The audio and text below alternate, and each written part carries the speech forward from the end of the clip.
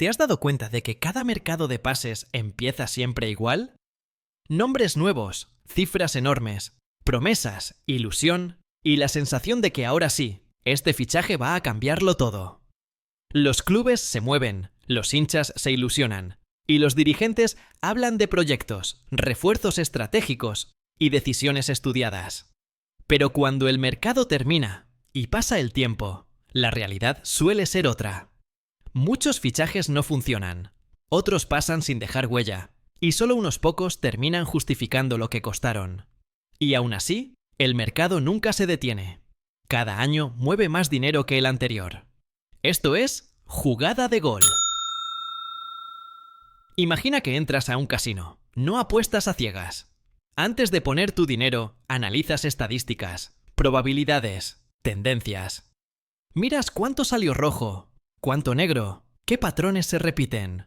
Usas toda la información posible para tomar la mejor decisión.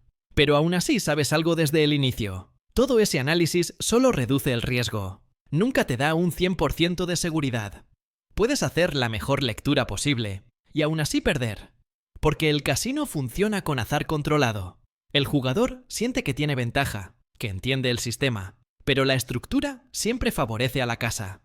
Ahora llevemos esa lógica al fútbol. En este casino, el apostador es el club comprador. La ficha es el jugador. El color por el que apuestas es que ese jugador rinda en la cancha o se convierta en un buen negocio a futuro. Las estadísticas y probabilidades son el scouting, los datos, los informes y los análisis de rendimiento. Todo eso ayuda, pero no garantiza nada. Hay además una diferencia clave con el casino tradicional. En el mercado de pases hay un actor extra que no asume riesgo, pero siempre está en la mesa, el representante del jugador. El representante no apuesta a rojo o negro, no depende de que el jugador rinda o fracase. Su ganancia está ligada a que la ficha se mueva. Fichaje, renovación, préstamo o reventa. Cada movimiento genera dinero. Ahí es donde el mercado de pases se convierte en un casino legal. Porque mientras el club apuesta esperando acertar, hay actores que ganan simplemente porque la apuesta se realizó.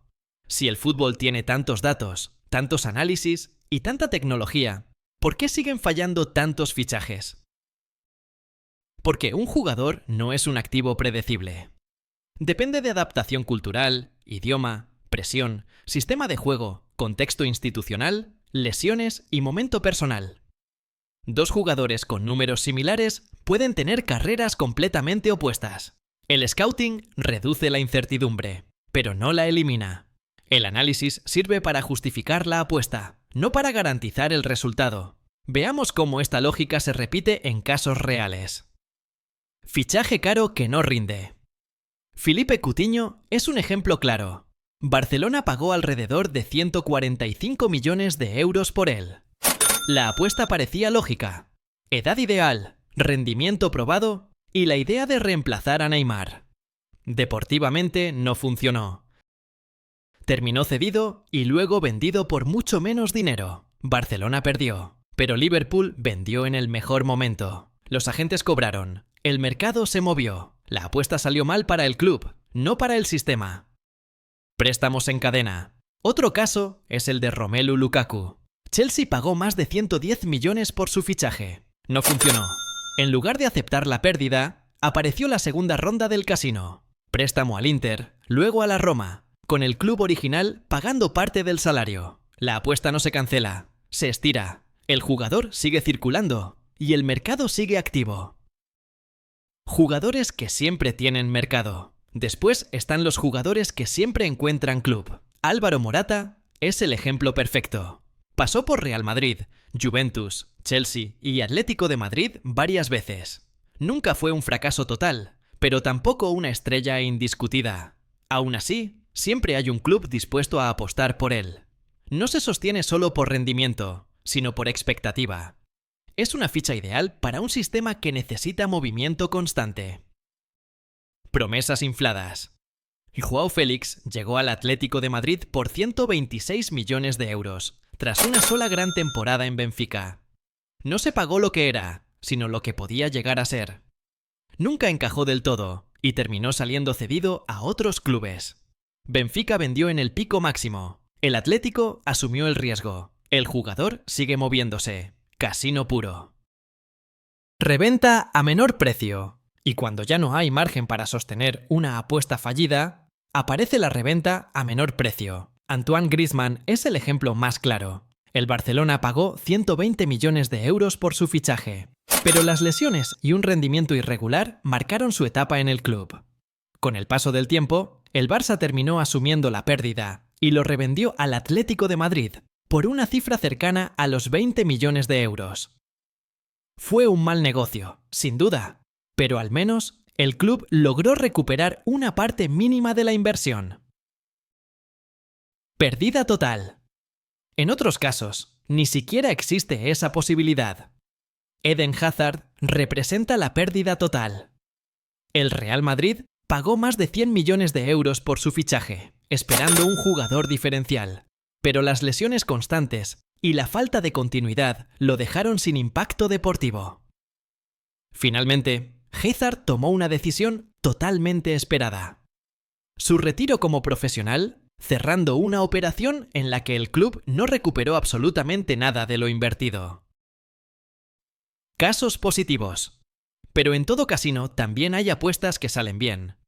Mohamed Salah llegó al Liverpool por una cifra razonable y explotó deportiva y comercialmente. El club ganó títulos, marketing y valor de marca. Erling Haaland llegó al Manchester City con riesgo, pero en el contexto perfecto. Rendimiento inmediato, impacto global y revalorización total. El casino también paga, pero solo a algunos. Seguro te estarás preguntando algo. Si esto es así, ¿por qué el mercado no colapsa? ¿Por qué no hay una crisis total cada vez que fallan tantos fichajes? Porque el riesgo no está concentrado en un solo lugar.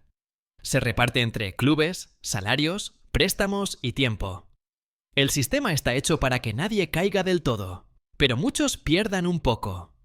Efecto dominó del mercado. Un fichaje grande, además, no es solo una apuesta individual, genera un efecto dominó. Un club vende caro y, de inmediato, tiene margen para volver al mercado. El dinero entra, se reinvierte y activa una nueva compra. Ese segundo club, a su vez, vende, compra y vuelve a poner en movimiento la cadena. Así funciona el mercado de pases, no como una serie de apuestas aisladas, sino como un sistema conectado. Pongamos un ejemplo concreto. El Real Madrid paga 120 millones de euros por Eden Hazard al Chelsea. Con ese dinero, el Chelsea sale al mercado y compra por 100 millones a Kai Havertz desde el Bayer Leverkusen. El Leverkusen, ahora con caja disponible, invierte 25 millones en Patrick Schick, fichándolo desde la AS Roma. Y la Roma, con ese ingreso, refuerza su defensa comprando a Chris Smalling al Manchester United. Una sola operación inicial activa una cadena completa. La ficha se mueve, el tablero se reordena y el dinero sigue circulando. Por eso el mercado de pases no se mide por cuántos fichajes funcionan en la cancha, sino por cuánto capital logra poner en movimiento. Ese es el verdadero efecto dominó del fútbol moderno. El mercado de pases no está roto. Funciona exactamente como fue diseñado. Está hecho para que el dinero se mueva, las fichas circulen y la rueda nunca se detenga. Los clubes apuestan, algunos pierden mucho, otros aciertan, pero el sistema siempre gana porque no depende del resultado deportivo. Por eso el mercado de pases es un casino legal. No porque engañe, sino porque acepta el azar, reparte el riesgo de forma desigual y vive del movimiento constante.